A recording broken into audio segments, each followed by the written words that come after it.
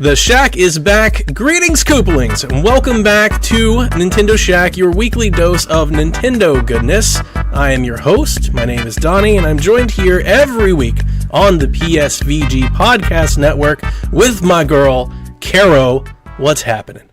What's up? Time to get in the haiku for the week. Let's go. Do it.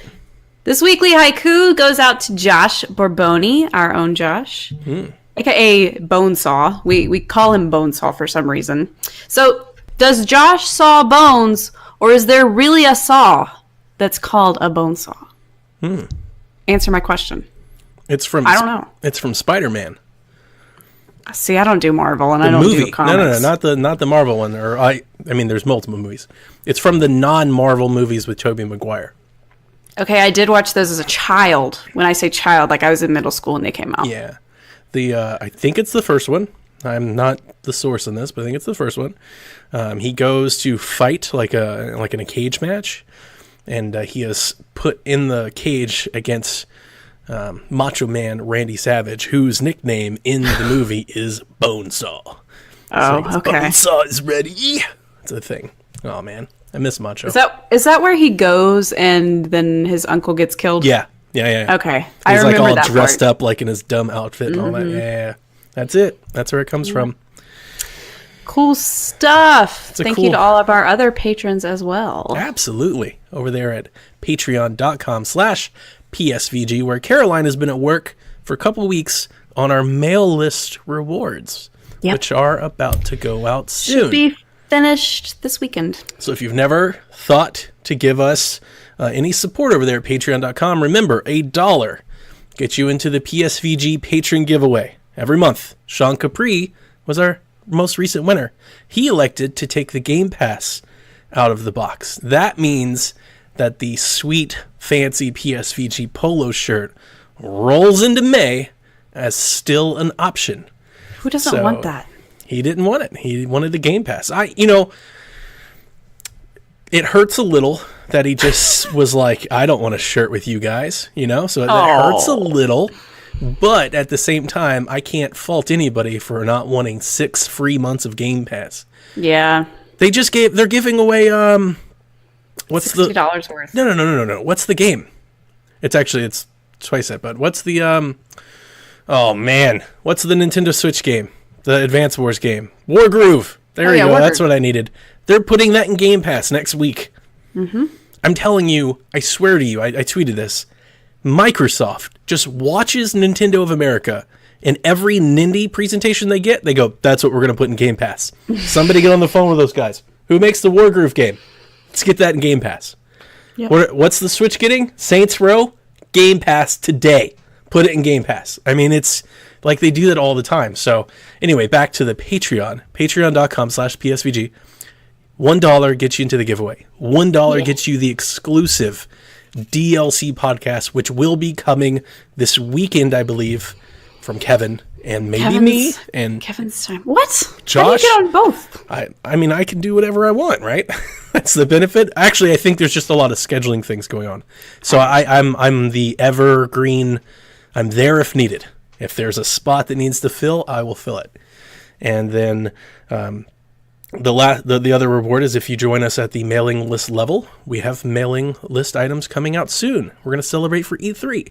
So we've got all these fancy stickers that we're about to send out. We've got some postcards that have been designed. So keep an eye out to your mailboxes. We'll have those out there soon. So yeah, there's a lot of goodness over there at psvg.com/Patreon. You also get the Battle Pass, which is an exclusive room in the Discord. Get an exclusive Discord role. So, where we live every day. Pretty reddish title. Yeah. I like that red. I wish I had that red as opposed to our yellow. Oh. Now you're equally hurting my heart. First Sean, then you. Oh, I don't like it. I've never liked yellow, but for some odd reason, I like when we started PSVG, like that first logo I did, I chose that yellow. Mm-hmm. I want to say, actually, I know I remember why. It looks good against black. I won't give you that. I remember why now. Because I was building a logo, and they had a limited color options, and the backdrop of the color that I could choose that was yellow was that yellow. So that's the reason I chose that yellow, because I didn't know how to make transparent pictures. So I chose that yellow to blend it. And then I've just carried it along. And I gotta say, it's grown on me. PSVG yellow's grown. Actually, I love our whole like Google-ish color scheme. Yeah. I really wouldn't have liked it any other way. If we were like one solid color, like I kind of like the all color approach. Like we're very rainbowish. I'm a big fan. I like that stuff. I put the colors in order when I did the logo revamp though, because they were out of rainbow order and it bothered me. So I changed it. It used to be yellow, blue, red, green, and then I changed it to yellow, red, blue, green. As long as there's representation, I like it. I like variety. There's something for everyone to like. It's good stuff. We're a very colorful bunch over here at PSVG. Like all the shows, got all the different colors. I love it. I gotta say, I love it. Caroline, let's begin with what we've been playing, like we do every week. I'd like to start. Go ahead. I did play the Labo VR experiences that came out the day after we recorded last week. So I played Breath of the Wild, and I played Mario Odyssey. Jack played Breath of the Wild in VR for about an hour and a half. I started to worry that he was going to come out of there cross-eyed or something. Is that where I saw the picture of him lying on the bed with the thing? That was it. Yeah. He just kept playing like that. He likes it. I don't. It's children are more tolerant of other things. It's something. Like it's something that they did. I can't tell you it's a good thing. I don't think so, but it's something that they did. Zelda, I mean, we knew this. I don't feel like I'm breaking ground here. Like, Zelda just does not translate well. The game already is like a low-resolution, kind of fuzzy game to begin with in portable mode. Right. And now you just make it worse. And then you put your eyes that close to a magnifying glass over it, and just like it's just worse. The only good thing I can say about it is it's neat to, when you shoot an arrow, to like look where you want to shoot. Sure. Mario Odyssey is better looking, makes a better fit, but they tell you to sit down while you play these things. In both Breath of the Wild and the Mario Odyssey, you need a 360 like field of view. So it's best to maybe stand or sit in a spinning chair. You need to look behind you. Yeah. You need to turn around. You can't do that on a couch or like a stationary chair. So you need to move. Mario Odyssey is kind of neat. It's basically... It's not even as good as I was hoping. I was hoping it would be like the viewfinder type stuff in like 3D World or 3D Land. I guess it kind of is. It's basically the camera is at a fixed location, and you just move Mario around you while you look around. So, I mean, it's like playing it on the TV, really, except the camera doesn't follow you around. It's not really any... There's no real VR thing about it. So, I don't know. I mean, I'm not sure why they did this. I think maybe they did it just to... show developers that it can do, or try it out, or maybe get somebody some experience on, developing something VR related without actually having them do. I don't know. I have no idea why they did it, but they did it, and it didn't cost us anything. And Jack seems to like it, so I'm not going to whine about it. But I would never play Breath of the Wild like that. It's terrible. Oh gosh, no. It's a bad experience. But Odyssey wasn't bad. Odyssey wasn't.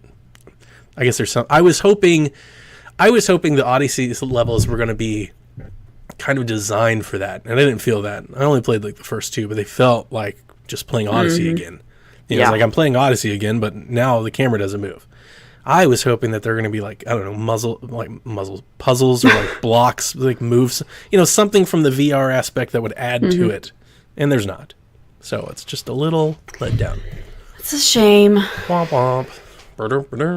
It's just a novelty thing. Yeah, and it's cool. I wasn't blown away when we got the news about it anyway. It was just, oh, cool. Probably you'll never use it. Yeah, it's not good. And if anybody out there is, I would never, although I feel like you shouldn't be the person that saw that news and said, now I'm going to buy VR. But if you were, that was a bad decision. You shouldn't be doing that. But you shouldn't have been doing that in the first place. Yeah. So if you were the person that was like, Labo VR, Breath of the Wild, now I have to buy it. And you should listen to Shaq more often. You should join our Discord and come talk to us more often. We'll help you steer clear of that. We'll steer you right. Yeah. As I mentioned last week on the show, I did spend a lot of the weekend with Yoshi. And I played most of the day on Saturday, really. I played a lot. It just kind of sank a lot of time into it. I'm still not done yet. And there's a lot of game there. Like, it seems to be like a lot of game. I'm trying not, because I still haven't picked it back up, but I'm trying not to spoil myself. I see people doing these new covers of the music, and I'm like, dang it, I haven't gotten to that level yet, so I don't want to listen to it. The kids have been playing. I've been playing. I did dabble.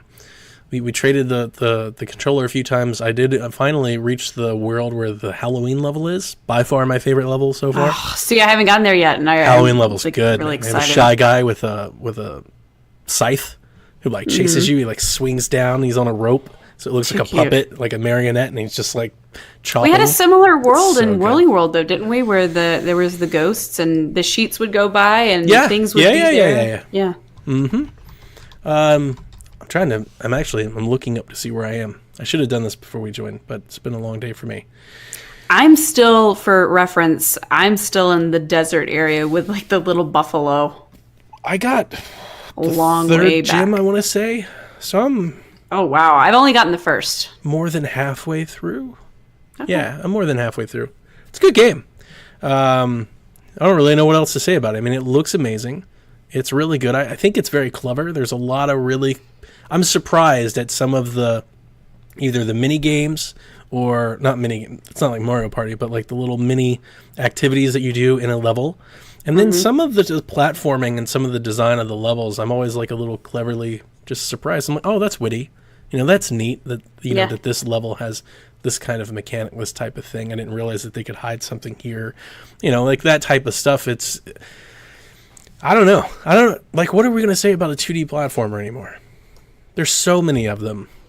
A 2D platformer in 3D that's really 4D because, well, I wouldn't call it 4D, but it's reversible 3D, which True. Is 4D implies you're feeling things. I haven't had any issues with the flowers. I am starting to get to the point where I'm feeling like I'm low. I'm like, man, I only have 18 of these left. And then by the time I get to the next gate, like I've got plenty to keep going. I still haven't been stopped from continuing yet. So I'm still enjoying it. And like I said, I don't know what to say about it. It's Yoshi. It's more of the same. It's better. It looks pretty. It's fun to play. It's definitely better than Kirby. I think it's on par, if better than Yoshi's Woolly World. Probably the best Yoshi game I've ever played. But I mean, it's also, it doesn't really do anything like shockingly new, to make you go, wow, you've got to play it. Like there's no moment that I can share with you that's like, oh, you've got to play it. So I haven't gotten so far into it that I feel that it's better than Woolly World. I still like Woolly World a little bit more, but like I said, I've only gone through one gym. I would lean on you and Kevin's opinion here because to me, in honesty, they both kind of feel the same. Brian told me before we recorded today, he said, you can't blame me this week for not being able to play any video games. Because he has not been playing Breath of the Wild as religiously as he has been. He's been a little bit busy with work. She's walking all over me. What the heck's going on here? So no, I haven't been playing anything. I've been living vicariously through other streamers and watching their stuff. Brian did play a little bit of Breath of the Wild. I keep begging him to go to Riju and the Gerudo Desert, and he just, in practical Brian fashion, just likes to do what I say don't do, or opposite. So he is probably going to the Goron place next. He finished the Rito world. It's just something that I feel like he's getting a little bit burned out on because he feels like he has to go across, whenever he comes across a Bokoblin camp or anything like that, he needs to engage them. And I'm like, you don't always have to fight these guys, But other than that, when I played the game the first time, I did the similar things. Yeah, he wants to do everything as he immediately sees it. He won't mark things on his map and come back later. Did I ever tell you so I dated a girl once. Oh God! In my early I can only imagine what the story's going to. No, it's fine. I dated a girl once in my early 20s, and she came over to my apartment, and we were hanging out where I was making her dinner, and we were playing Super Mario 3. And I know the story. You've told me this before. Okay. But go ahead. And so I'm watching her play, and she's just jumping over and dodging every enemy on the board. And I'm like, what are you doing? You're playing it wrong. And she's like, you don't have to hit them, right? All you have to do is get to the end. And I've always, from that point forward, I've always kind of used that example as like It's got to be like a fundamental difference in boys and girls. Yeah. Because I was like, wait a minute, what's the fun in this game? You just jump over everything? You don't jump on anything? This is dumb. She didn't get any power-ups. She didn't use the fireball. Like, it was like a pacifist way of playing Mario 3. Yeah, I guess that's... I wouldn't play it that way, to be quite honest with you, but... Breath of the Wild is a little bit different. There's so many of these little camps littered throughout, and it just takes so much time. He's like, I don't know if I've gotten the chest here yet. Okay. But I'm still biding my time for Porsche. I've been talking to Benji about it. He says he's really loving it, so I'm really excited about that. My friend Dylan has been playing Fire Emblem Fates as of, like, he started stream back up today, and he's been doing Fire Emblem, and his Corrin is a boy with red hair, by the way. And I told him, I said, you're not doing the proper Corrin. There's no male Corrin. Yeah, I know, that would make you mad. Anyway, I told him his Corrin looks stupid. Corrin doesn't even deserve to exist. Male Corrin? Just get rid of it. We have a question from Dylan about our new Fire Emblem that we might get to tonight. So, okay. Other than that, I've been taking these little paintbrushes and painting my entire wall with a little paintbrush. No, I'm just kidding. These little paintbrushes that are like craft brushes, I just go along the trim and I make sure that everything's straight line. But I have been painting, for you guys that are watching the live feed, the gray is on the wall. The dark Nintendo NES gray. It's happening. It's all happening. That's about it. I'm starting my stream back soon. That's good. I know a lot of folks would be happy to see that. What's your first game that you're going to stream? Well, starting, I'm going to be putting all of these cabinets together for my games and stuff. So it'll be a little bit of just chatting for a couple of streams. If I beat the My Time at Porsche physical release, which is May 14th, I will be playing Yoshi on stream. Cool. We got a drunk cart this month. I know. Brian was talking about that too. Yeah, we got to do that. So maybe next week we'll have a date for you. But before we move on to the news, I did finish Boxboy+Boxgirl. It's probably why I didn't finish Yoshi. Because I was on Steamroll and Yoshi, and then I started playing Boxboy+Boxgirl. I was actually at the office on my lunch break, and I was like, I'll just do a couple levels, and a couple levels turned into a world, and a world turned into another world, and then when I got home, I was like, I'm just going to beat it. So How long did it take you? 5 hours? Maybe 7. Okay. That's what I figured. Especially for that many levels, though. That's quite a lot of games. I think there's 16 worlds, if I remember correctly. 16 worlds, maybe 10 levels in each. And then when you beat the quest as the solo player, you unlock the long Quibi, whatever they're calling that character. You can play that solo or you can play co-op. And I tried playing co-op with Victoria, and she looked incredibly bored. And then I tried playing with Melissa, and I don't think she has any patience to put in any like brain effort when she plays games. She's like, she wait doesn't a minute, like why? QC. She's just like, QC's why are we thinking this hard? It was a good game. I'm glad it was only $10. I enjoyed playing on the TV. This is the first game that really made me think twice about playing with a Joy-Con. I can 100% say that. There were times, because you know, with Boxboy, there are a lot of ways that you can cheese or game the system.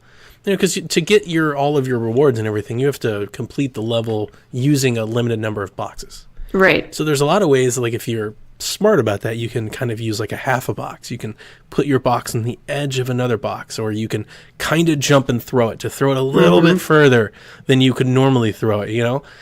The Joy-Cons were not letting me do any of that, like, well. I was dying and jumping in and losing, and I was just like, the precision is not there.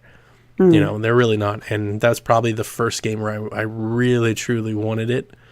Not to say that there aren't other, you know, games with precision, Hollow Knight and all that. You know, I just didn't care enough, I guess, to really factor that in. But with this game, I was like, this is actually holding me back. So playing at home on the TV with a Pro Controller was a better experience for me. Okay. And but it's fun. It's you know, it's Boxboy, like Yoshi. Yeah. I run out of witty, you know, innovative things to say about these types of games. It's a game. It's $10. Yeah. It's if you like puzzles. There are times where it makes you or made me feel dumb. There are times where I click the button, you know, to get a hint. That's me with every puzzle game. And then I just see it like right there. I'm like, oh man, that was easy. That was dumb. I should have known that. And then there are other times where I got through things, much faster than I wanted to. I gotta say, I was kind of hoping that at the end, the last 2 or 3 worlds, that they would kind of use a combination of a lot of things and make the levels, I don't know, hard is the right word, but just make them, really challenge you to explore the space and all of the things that you learn all the way. Because the power-ups are good. You throw blocks, pound them into the ground, all of this kind of motion physics and stuff like that. The good stuff. I didn't really see that. By the time I got to the end, like the ending kind of felt like a breeze. And that's just the one thing that I came away from. I was like, man, it's not necessarily a bad thing. I had fun. I beat the game. Yeah. But I was thinking that. I was like, man, it would have been really fun to have, I don't want super hard, frustrating game, but at least require me to do use all the power-ups every level or something like that. And there's a little bit of that, but not really. But I also wonder this is the 4th game in the installment, I'm wondering, like, how much more can you do? Yeah. The best of Boxboy. There's only so many things you can do with block puzzles. Well, there's only a certain amount of things you can do with the 2D box thing. Maybe if they decided to do a minimalist 3D That's just box. Pushmo. I know it is, but at the same time, if they wanted to expand, or they could have a backwards thing, like you can do the flip side, like a Yoshi. I don't know. Sure. And I was going to say, there's these levels where you basically put Boxboy in motion and you can't move.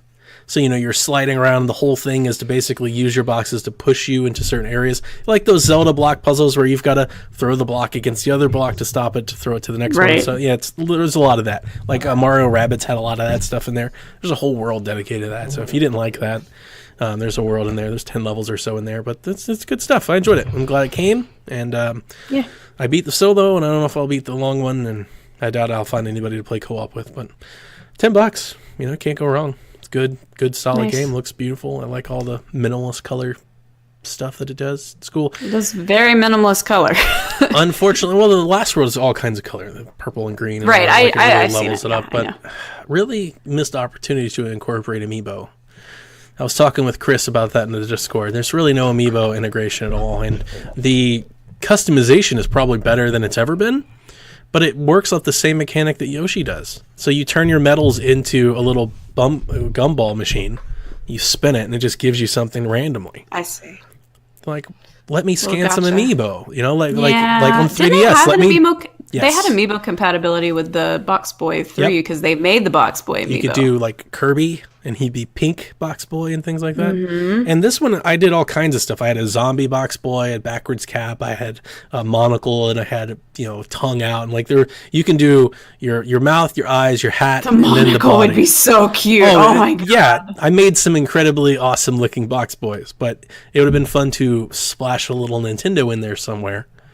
And they didn't really do it, and it's just kind of a shame. Oh well. I would like Pokemon Boxboy. Oh, it'd just be Quest. Right, but more Boxboy versus that auto run game.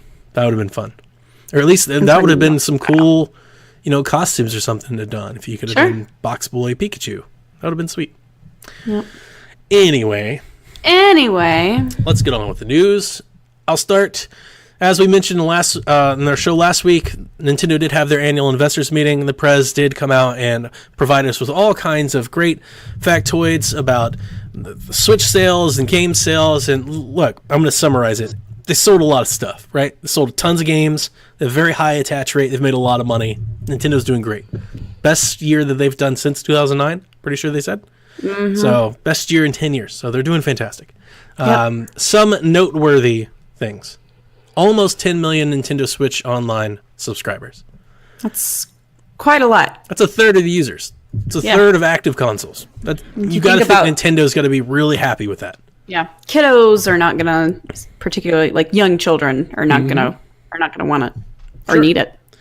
Almost 35 million Nintendo Switch units have been sold. That's bypassed the 64 and. I guess the next one up would be the Super Nintendo. We still got a little ways to go before they get to the Super Nintendo. But yeah, they've outsold the 64. Oh my gosh. So the Switch is a success. 2 years. Which we already knew. But yeah, It's a success. They're doing well. The one that grabbed all the headlines and the one that made all the buzz the next day, Furukawa announced that they will have their normal direct at E3. They have no plans to announce new hardware at that event. That leads me to believe that they're going to be announcing it sometime this month. I think they're going to be doing it before E3. That's what we were talking about, right? Yep. If we're going to launch it, I don't think you can produce them. So if it's going to launch with Mario Maker and it's going to launch in June, then we're going to hear about it soon, like next week. Soon. Within the week. Soon. If they're not, then I don't think it's coming out in June.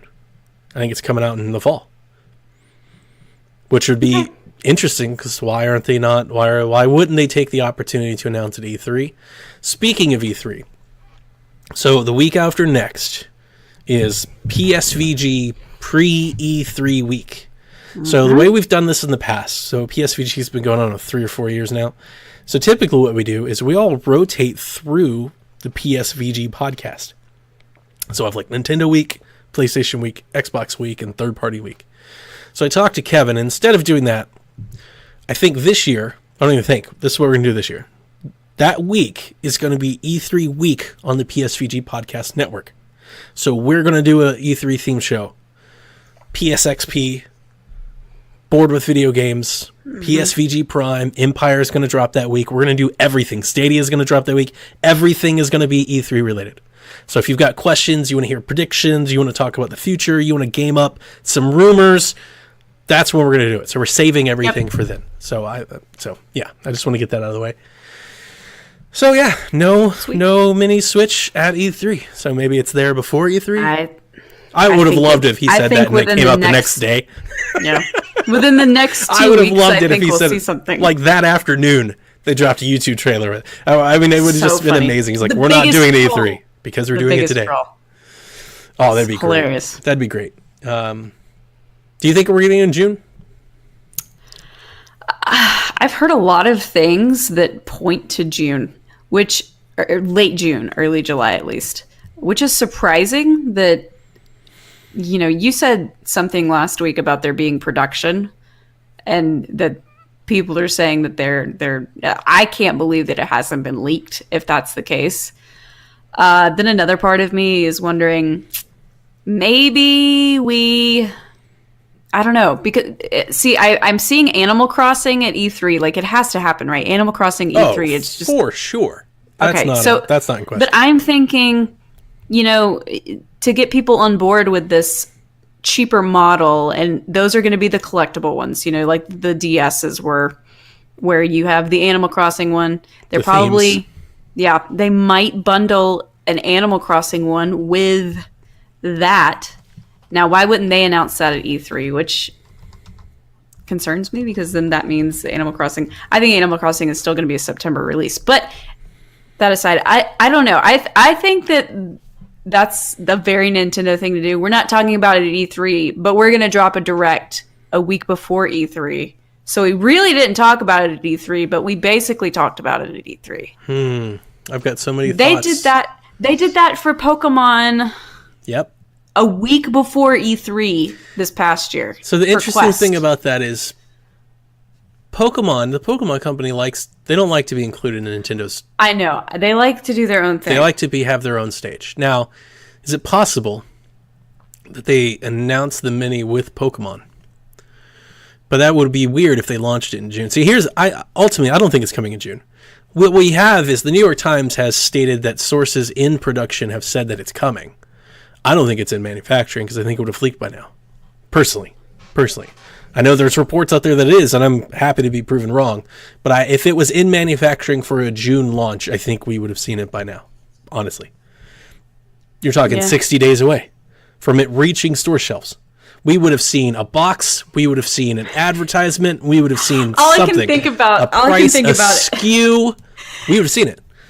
For people that watch Better Call Saul, I can think about is Gus hiding all of the guys that are building his meth lab underground, and they're like from Germany, and he hides them for like a year, and they're not allowed to go outside and see the world. They're not allowed to talk to other people outside. I'm like, maybe Nintendo's holding those people hostage just to keep them quiet. I could see it announced in June. I could see one being announced with Pokemon, and I could see it launching in the fall with Animal Crossing and all the other stuff. But I don't know. I mean, to be honest with you, I don't know. That's ultimately what I know is I don't know. But I think if it was launching in June, if it was going to hit store shelves in June, I think we would have seen it by now. I also think it's weird that you would launch it in June. I think it's just a little off. It doesn't. It seems more of a now. Holiday for me. Yeah, it doesn't feel like a good fit right now. This is going to be doorbuster for like Thanksgiving, Black Friday, Christmas this year, I would think. And what we already know, I don't want to talk too much about our E3 topics, but what we already know about this year's lineup is that it's very heavily towards the portable market. These are the portable must-have Pokemon, mainline, new franchise, Animal Crossing. Yep. These are portable games. You would want to launch them with that more than Mario Maker. Not saying they won't have it, just saying it doesn't seem to fit all that well, but they could do it. They could still do it.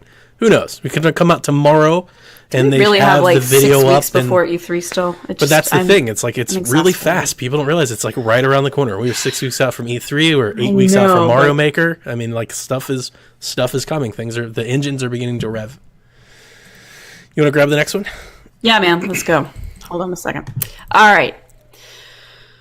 So that 3DS, you remember that 3DS? Like, it's been a while. A little bit of a while. For you, maybe. Kirby's I played Mario Golf the other day. Did you really? Look at that! That is so cute! Where did you get that? Oh, man, that's adorable. I've had these for a while. You know, I went through that phase after I got this where I bought 10 or so plates. Those face plates are adorable. Oh, they're great. I got to get that theme, by the way, the Animal Crossing theme. Yes, I have to download it, too. Anyway, we're talking about Donnie's 3DS if people aren't watching live. There's no new 3DS games coming out, guys. It's pretty much over and done with. The last 3DS game that we got first party from Nintendo was a port, Kirby's Extra Epic Yarn. I believe that came out late February, early March. Yeah. Was it early March? And the only other notable release that's coming out this year is the Persona Q2 localization coming this year. That's it. Makes you wonder why they're still bringing that out a little bit. What, Q2? Yeah. I mean, why? Like, it just seems like you're sitting out there to die at this point. People in the West want it. Some people will. I don't know how many people are going to want it on 3DS anymore. I feel like the time for that was last year. They seem to be a year late on this one. I agree, but localization takes a while. It does, especially a Persona game. Especially for Atlas. Yep. So, I mean, when they asked the prez on this about 3DS, he said, we have nothing to report. They didn't mention 3DS. They didn't say it. It's now in that Sony Vita territory where they're not even thinking about it. It's done. Quietly got put in a trailer and taken to pasture one night that we had no idea when it happened. One day we should do some sort of remembering 3DS episode topic. Absolutely. Because I think we have tons to talk about. Our top 10 3DS games. I love the little console. My first portable console really got me into the whole portable thing, and it's got an amazing library. And one thing that I have mentioned in the past that I feel like these companies don't take advantage of for a reason unknown to me.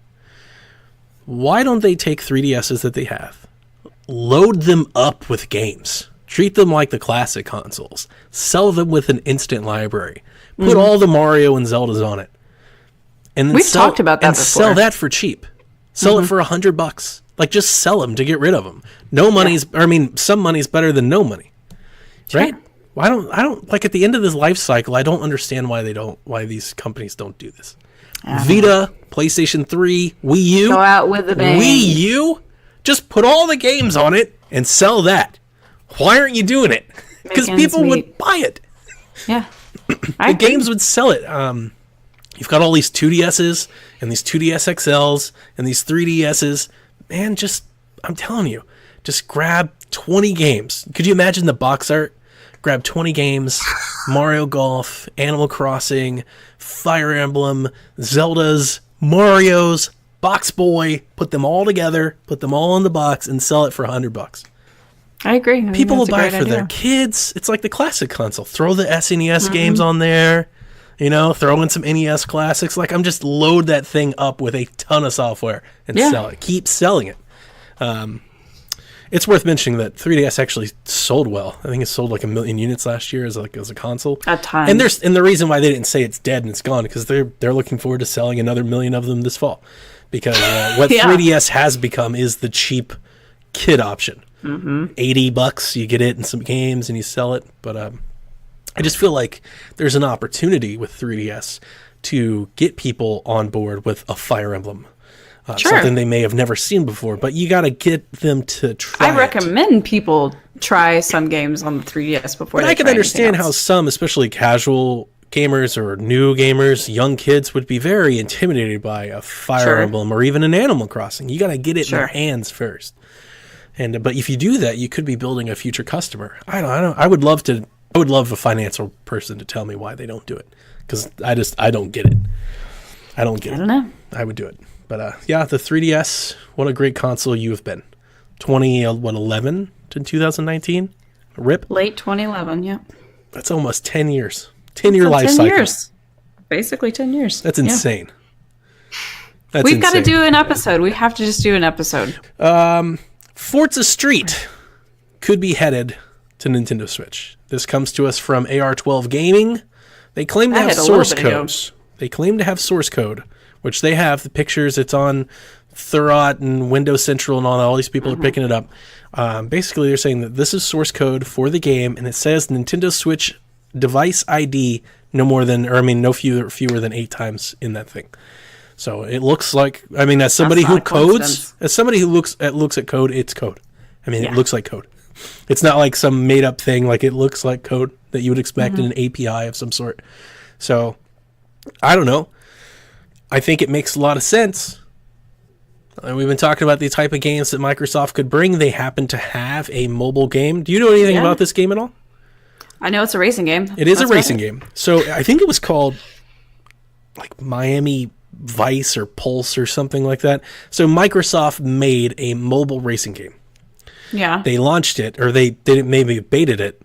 Wasn't going well. I remember this. They rebranded it as Forza. They rebranded it to Forza. I know. I remember this now. And I didn't realize that was the same game in there. And now they've released it on PC. It's coming to mobile. It's a mobile game. This makes sense. Switch has an open market for a racing game. It has name brand appeal. It could come at E3. It appeals to a casual market. If Xbox wants to continue this cross-pollination, especially if it arrives with Xbox Live, I don't see anything wrong here. It makes a lot of sense. I think it would be hands down the best simulation, somewhat realistic, wannabe realistic racer on Switch. On Switch, yes. And I haven't even played it. And I think, that's that. I'm saying that from what Josh has told us in Discord about the game, because he has it on PC, and what I've seen from it. I jokingly went out and tweeted our buddy Nintendo Guru, and I was like, I really hope this is true, just so I can tell him that Switch's Forza is just actually Forza. Because he was into the Gear Club game that came out a while back. Oh, yeah. So, yeah, he called that Switch's Forza. And I was like, Forza? That is not Forza. And to be fair, this isn't Forza either. No, not by a long shot. At all. It's a mobile game. You play little races. You upgrade. It's got microtransactions. There's nothing like Forza, actually.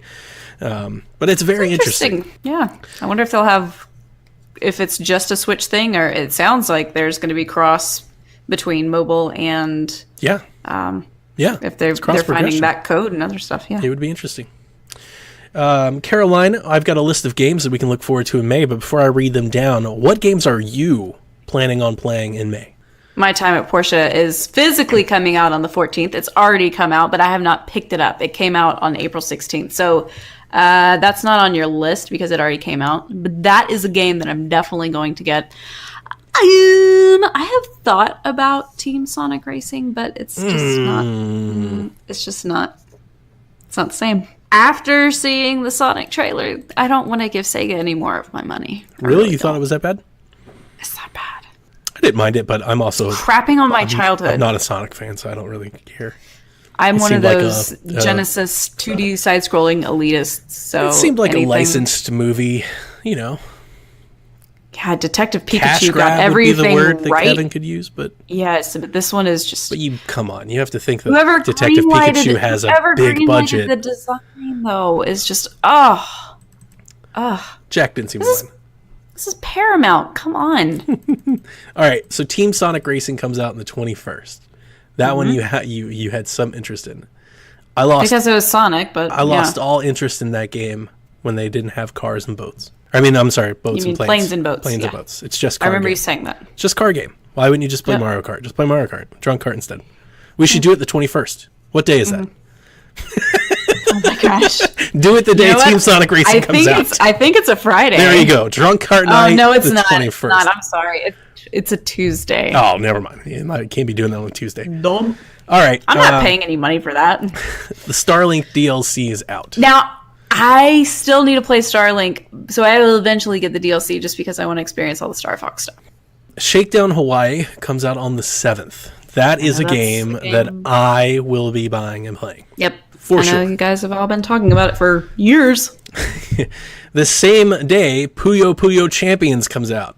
So if you needed more Puyo Puyo in your life, this is esports Puyo Puyo for the real Puyo my players. Lord. The Tetris Battle Royale game. Yeah. I have no real interest in this. At face value, I'm like, oh, this sounds I've never been terrifying. able to pick up Puyo Puyo. Every time I play it, it's just, I don't know. There's some extra mechanic to Puyo Puyo that just makes it a little bit more difficult to me than regular Tetris. Saints Row the Third drops on the 10th. Now, I did reach out to them on Twitter. They're saying that all of the vignettes that they've been posting on their YouTube this week, and they have some live streams planned for next week, they're saying all of that stuff is Switch footage. So you take them at their word. They said, hey, that's what it looks like. That's Switch footage. And we captured that off the dock. So it looks good. It looks fine. I mean, it looks like it did. So it doesn't look bad. But, it looks right. Sniper Elite V2 Remastered comes on the 14th. Same day as Redout. Do you remember that? Yeah, I do. Redout was originally a Switch launch title.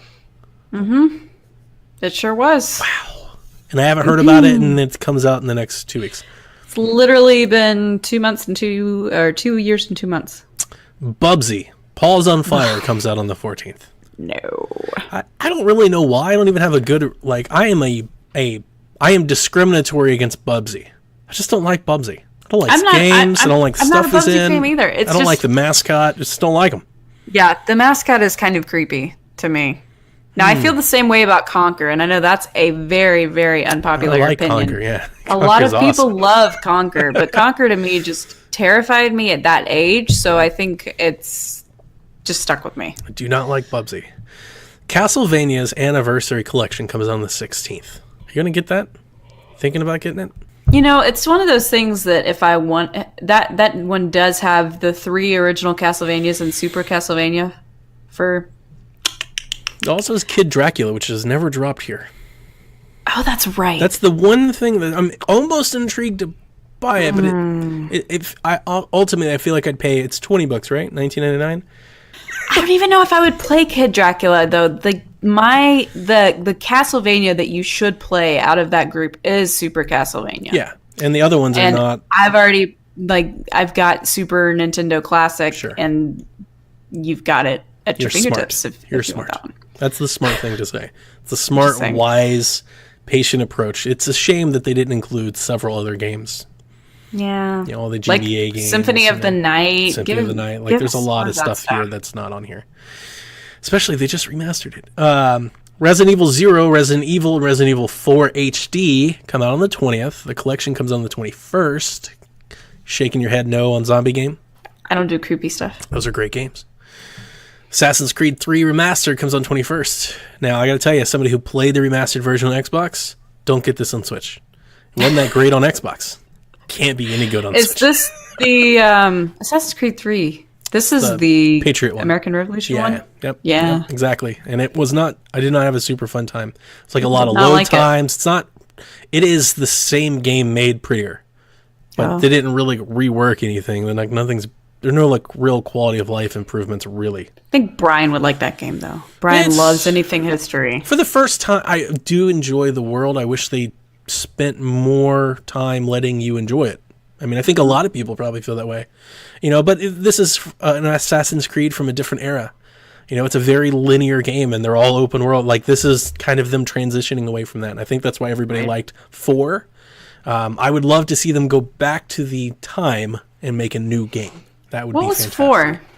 That was the Assassin's Creed pirate game. And then the most recent one has been Odyssey. Okay. Odyssey's fantastic. I know everybody's. I may get the DLC. I may get the expansion pass and re-download it because I definitely love what I played. It's a lot. That's the. Mm-hmm. I felt like I was going to play that game for 8 months and nothing else. Like, it's Persona, it's Skyrim. It's a huge. You've got to invest. You can't just you can't dabble with it. It requires your commitment. And then I put this game on the list because, to be honest with you, I thought this was #Caro game. Sword Art Online Hollow Realization comes out on the 24th. Sword Art Online, I never got into the anime, so I just don't think that I would enjoy the games. It was a manga and an anime first, and then it became some games, I believe. So I just don't think that it's a series that interests me. So I mean, I read the little blurb about this. So this one is interesting because it's an MMO, but it's single player. Right. It's single player MMO party thing. And you like live in the whole world and you have the party. I mean, it looked very Xeno-ish, Final Fantasy-ish. I mean, it sounds exactly like the anime. Vesperia-ish. Like, it looked good. I don't know. Yeah. It just doesn't interest me. I know, but it's based off of an anime. That's why it looks like that. All right, so that's the news for the week, and let's get a couple questions. So we will open up the mailbag, and we'll get our Shaq questions direct from you. The first one I actually got last week, but we held on to it. So Caroline, my friend Brandon from work wants to know, why does Nintendo re-release and remaster lots of Zelda games and not Mario games? I've thought about this all week ever since we talked about it. It's a good question, isn't it? I even asked Brian, I said, did you know that, like, have you thought about the fact that there's Mario games that are never remastered, but we get Zelda remasters all the time? He's like, yeah, what about it? I was like, it's just weird. It's just weird.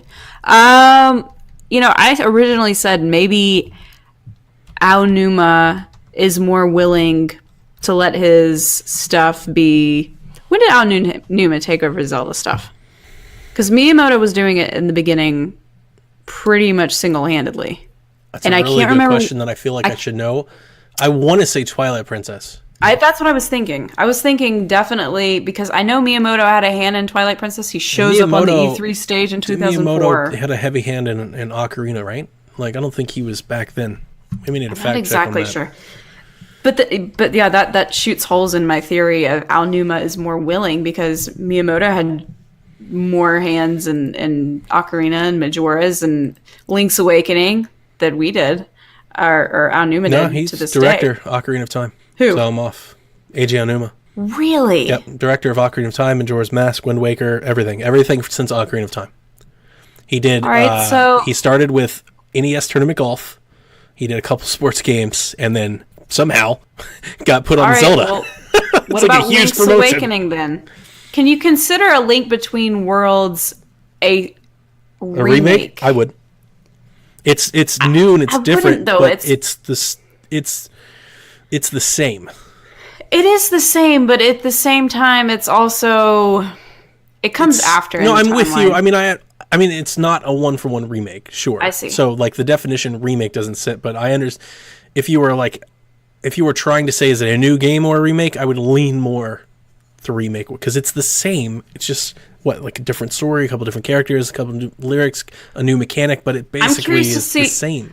So look up Link's Awakening because I'm curious to see if Miyamoto was the lead on that because I don't think he was. I think his last one was Link to the Past. If that's the case, maybe Aonuma is more flexible or more willing to bend to having his games recreated or updated, and Miyamoto is more of a... Tezuka did Link's Awakening. That's right. Gosh, Tezuka. Yeah, that's my theory. Okay. I'm interested in your theory. Your theory is interesting only because I think it's interesting that you think a director or a producer has that much say in something like that because I don't think they do at all. Nintendo is a company that answers to a board, who answers to a president, who has to appeal to investors. That's way out of their hands, I would imagine. I would imagine the president says, hey, we need to sell X, and you're going to make it. All right, here's my second theory then. We get a Mario game way more frequently than we get a Zelda game. Aha! So I have a few reasons here why I think I can answer Brandon's question. And like you, I thought about it for a while. It's really why we didn't address it last week, because I thought I needed to sink on some time, because it's a great question. Yeah. All right, so here are the things that I brought up. I've got 3 or 4 points to make. My first point is Zelda fans versus Mario fans. We're talking about two completely different... I mean, there's overlap, of course, but we're talking about two very distinctly different groups of consumer, I believe. Now, I think a lot of Zelda fans are also Mario fans. Sure. But I'm talking about global market. Mario is younger gamers. It's entry-level players. It's a casual mass market approach. So you have a lot of those people, right? Zelda players are typically teens, mature gamers, modern gamers. They grew up with it. A lot of them stick with the franchise. Like, Zelda has never been the gigantic seller that many of Nintendo's IP is, but Zelda is a consistent seller. And that's why they always want to sell you a loyalty thing. It is a loyalty thing. What's the moniker I always say on Shaq? Every year Nintendo wants to sell you a Mario game and a Zelda game, because there are Zelda fans that will buy anything Zelda, and there are Mario fans that will just buy anything Mario. Like, that's their IP, that's their franchise. Yeah. All right, so those are the consumers. The other factor that I thought might play into this is the time that it takes to make a Zelda game versus a Mario game.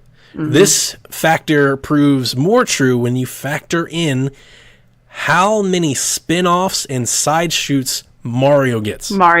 Yep. So you have Mario games, you've got Mario Virtual Console, you've got Mario Tennis, Mario Golf, Mario Kart, Mario Smash, Mario and Sonic at the Olympic Games, like Mario... And all us Zelda kids get is Link's crossbow training and Hyrule Warriors. Right, so you think about it, with Link, these games take 5-6 years to develop.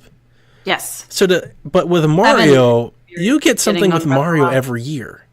So if you're thinking about it from a product stance, if I'm putting on my analyst hat, you can't make a new Zelda game for folks to buy, but you can remaster one that you know they will buy. But why would you remaster a Mario game when you probably have a brand new one on the way? Because they release one every year.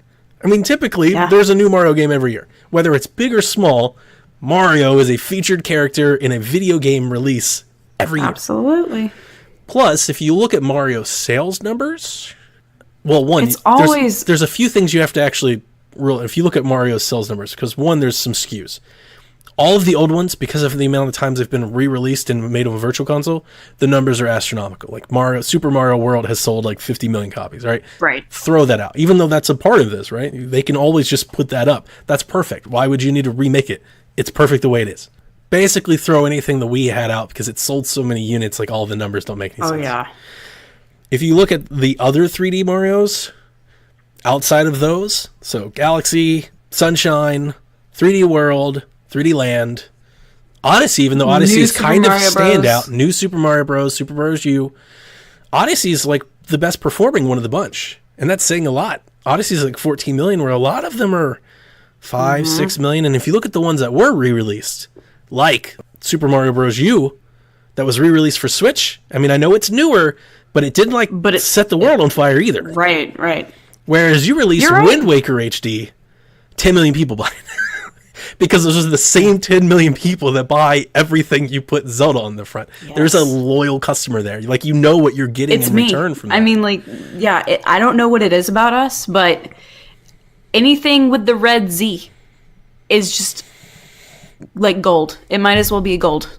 I mean... And I have to have it. I don't get rid of my Zelda games. I get rid of all kinds of games, and I bought them and I rebuy them. You've seen me. Everybody's seen me. I don't get rid of my Zelda games.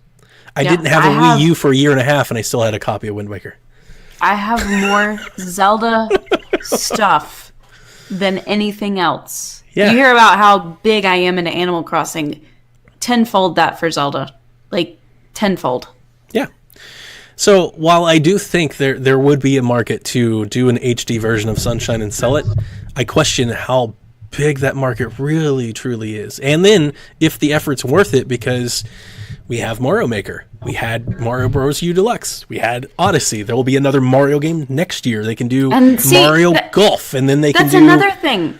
I don't feel like I need to buy the Mario games as they come out, because I know they're always going to be there. And I know another one's going to be on the way, just, that'll whet my appetite just as much. There's small Mario and Amiibo friends. There's all kinds of little things like that. I forgot about that. That was just eShop only. Right, and then there's a bunch of those. If you go on 3DS and you type in Mario, there's like 50 things to choose from. We need a new Mario versus Donkey Kong game. We haven't had those in a while. I would love to see them just make like a new Donkey Kong, like Mario Donkey Kong game, like that. Yeah, like a new arcade. That would be cool. Like some new stuff, some new power-ups, and then release it on the eShop for a budget price. I love those, but Dr. Mario, like, that's the thing. There's none of that for Zelda.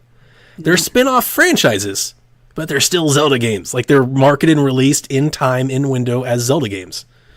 Which is why, I'm very interested to see what this new Zelda game is that we're supposed to be getting next year. Because it's got to be some sort of We're getting Cadence of Hyrule, which is that's a spin-off. That's like the first. I think that's why people are so excited about it. They're like, that's what I'm saying. Can you imagine if we had not had Hyrule Warriors in the span that it took from Skyward Sword to Breath of the Wild? Yep. I would have lost my mind. And somewhere Metroid fans are just crying. I know. But Metroid just doesn't sell. I mean, I get it. I like it, and it's a good game. But that's the problem with Metroid is when you really track Metroid sales, it just doesn't move the units like they want it to. It's an awesome game, but it doesn't do business like a Zelda game, so it doesn't get Zelda treatment. I think Mario drives based on a cartoony aesthetic, and Zelda drives on a Tolkien-esque fantasy aesthetic. There's a lot of nerds that are into Tolkien and Lord of the Rings and stuff like that are just as it's got that same feeling to me. I think Zelda, I'm going to try to word this correctly so I don't get lambasted on Twitter. I mean, Zelda is Nintendo's big game. It's their big real gamer game. You play tons of video games. This is your game. Breath of the Wild was huge because it hit. That's the type of market. Mario moves units. Mario gets into 6-year-olds' hands. Zelda can't do that. You can't, I can't give Jack Twilight Princess. He's not ready. He needs to play a lot of Mario games first. Hey, if he's beaten 2 Breath of the Wild bosses, he's ready for Twilight Princess. Not for Twilight. Those dungeons are far harder than a Divine Beast. Far more. They're not nearly as open or as... Talking about bosses. No, I'm with you. He's getting there. I agree with you. He's getting there. But he's still not ready. The amount of, just... Knowledge isn't the right word. Understanding awareness that it takes to navigate, Wind Waker, it's a mature level. Sure. But those people that are into it buy the crap out of those games. That's not a Nintendo thing. Buy the crap out of all these single-player, narrative-based campaign games with any type of lore. Mm-hmm.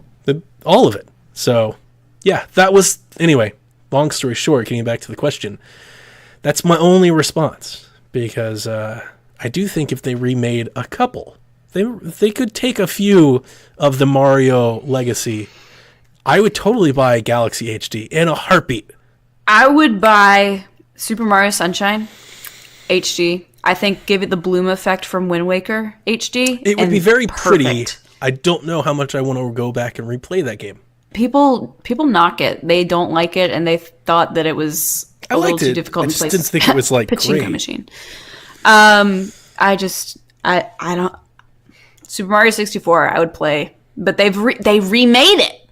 Yep, on 3DS or on DS. DS. It's a shame they didn't truly, and that's another thing. It's a shame they didn't truly remake it. They should really remake 64. 64 should be done correctly. But then the question is, why would you spend the time doing that? You just make the next Odyssey or just make the next one. They threw us a bone in Odyssey that instead of remaking 64, they basically gave us 64 in that kind of world. At the end of the game. That was beautiful, and I would love an entire game just like that. Just do 64. Totally. Just like it was in that engine. Yep. I'd buy that in a heartbeat. I think a lot of, and that's what I'm saying. The interesting thing is that the Zelda fans, the Zelda customer is really Nintendo's diehard day one customer. They're there. They bought a Wii U. They bought a Switch. Like, they're there. And they're there for Zelda. But they'll buy Mario. That's not necessarily the other way around with the Mario fans. And I do wonder if Nintendo made as many remakes on the Mario series, how they would perform. Shift. Mm-hmm. Because I think that customer would go, I already played that game. They don't look at it like the Zelda fan, because the diehard Zelda fan is like, oh, I want to replay that game again. You know? I totally want to replay Wind Waker HD. I want to replay every single one of them, which is probably what I'm going to do on streaming. I'm probably going to go through and 100% all of them. I replay a Zelda every year. Yep. Every year. I always have. Since I beat Ocarina of Time, I have beaten a Zelda game every year. That's crazy. I mean, I think that's the difference. I don't think you can sell, Mario Bros. Wii to everybody that bought it on Wii. Obviously you can't. No. If they HD'd that game and put it out, sure, it would sell. There'll always be people that buy games, There's people that have never played it before. But is it going to do 30 million units? Is it going to do 10 million units? No, it's probably going to do more like 1.5 million or 2. Whereas you remaster Skyward Sword, and you're going to sell 10 million of those things. Yeah. And a bunch of gold Joy-Cons. And a bunch of, and an art book, and a CD, and a t-shirt, and you'll sell tickets to a symphony. Yeah. So I'll buy them all. That's my answer. You saved the other questions? Yeah. I was looking at the time. We've got other questions, and I know I mentioned the Fire Emblem one from Dylan, but we'll get there. Let's do turkeys, because he asked this last week. I don't want to make him wait too long. So Turkey wrote in. Thank you so much, Turkey. Love you guys. What gaming franchise would you like to see the PSVG staff as unlockable characters in? Any chance we see a 16-bit Seth in Mario Maker 2 this year? Oh my god. Staff. Golly, this is a good question. It's a tough question. We've had this question before, but not asked like this. The gaming franchise. The PSVG game that I pitched in the past was like Earthbound. So it's an Earthbound adventure game where you start as Donnie, and then you go to like every house or city or every area, and you recruit and pick up the other members. And then you basically turn into this bunch that goes and completes the end of the game. That's a good answer. But unlockable characters, I mean, I would love to see us in like 16-bit sprite form. That'd be amazing. Let's just do a PSVG Warriors game and unlock us through there. So you said Warriors. I was thinking more like Streets of Rage. With like a character. Can you imagine me with like the muscular chick legs and stuff? Oh man, you could get real crazy with everybody. I think of like Coach Mo with like a white shirt and a leather jacket. Dev has like the afro, Pick and the hoodies, like just like super cool. He's got the shoes everybody wants, Like, oh yeah. That whole 80s neon greaser vibe in that retro style, and then you just beat them up. You throw 2 or 3 of them together. Actually do it in podcasts, do it in teams. So you pick Nintendo Shack. It's like Nintendo Shack, and it drops you in. Yeah. That's the game. That's actually really good. Right? There you go, Turkey. Can we get You're the artist. Who should we get? Well, I'm the artist, but I'm thinking about who to do for voiceovers. Nintendo Shack. Yeah, that's another one. Anyway. I'm sorry, but Mr. Jason Lacey's voice was probably like the best. We should probably have him do it. Rest in peace. God rest his soul. Yeah. He's taken from us too soon. I know. Anyway, that's it for this week on Nintendo Shack. We'll be back next week to talk about all the news that happens between now and then. And then the week after, pre-E3, it's here. Let the hype grow. The hype build. Get excited. I'm excited. Yeah, man. So that's it. Good night, Kooplings. Deuces.